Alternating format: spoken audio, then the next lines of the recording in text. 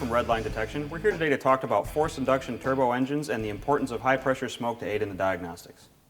Up until now, most technicians have used standard EVAP style smoke machines, which puts out approximately a half a PSI. Now, the reason that those won't quite cut it on this system is most forced induction engines are running anywhere between 8 to 20, upwards of 30, even 40 PSI through the systems. Most of the leaks that are going to occur simply aren't going to show up under a half a PSI. They're going to take a higher pressure to show those leaks.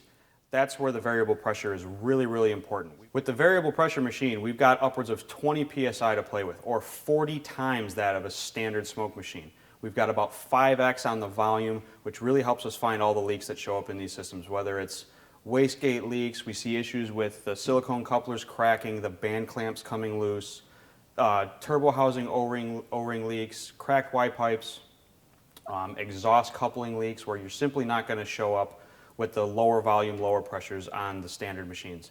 However, this machine is not a replacement for EVAP. This is another machine specifically designed for forced induction boosted engines. So because of the higher pressures we're using to test these systems, we need to find a better way of sealing them.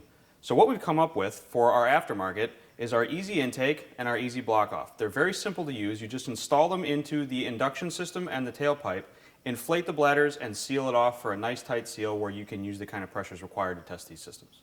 However, if you're using one of our OEM private labeled machines, we've also included a hard adapter that fits all the makes and models in your line. So assuming that this was an actual vehicle and not an engine stand, to go through the setup of the machine is actually very simple.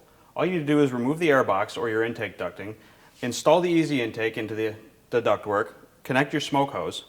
We've got the bladder installed in the exhaust, so that's very simple to set up. The machine runs on either 12 volt DC or 110 AC power. Right now we're going to assume we're using the automotive battery on the vehicle, so we're using 12 volt DC current, and we're about ready to test our system and see what we can find. Now, to find some of the leaks, you might not necessarily need 20 PSI. What we would recommend doing is starting out at a lower PSI. The machine will start out at 0, but you can start out at 5 PSI, 6, 7, slowly working your way up as you need to find other leaks in the system. Now, the equipment's very simple to use. It's got a simple on-off button to induce smoke or to do an air-only test. So we're going to push the button, which turns our 10-minute smoke cycle on. We've got a regulated pressure adjustment so we can see how much pressure we're actually putting into the system. This is our adjustment knob, so we can adjust the pressure here accordingly. And then we've actually got our system pressure. This is for the back pressure in the system, so we can tell if the system's actually holding pressure or if we've got a substantial enough leak. We've also got our flow meter to help us determine the size of our leak.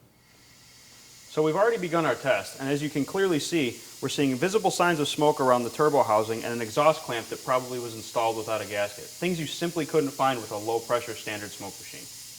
One of the greatest things about this new technology is now you can test the entire system from the intake manifold all the way to the tailpipe at once, and most importantly, with the engine on.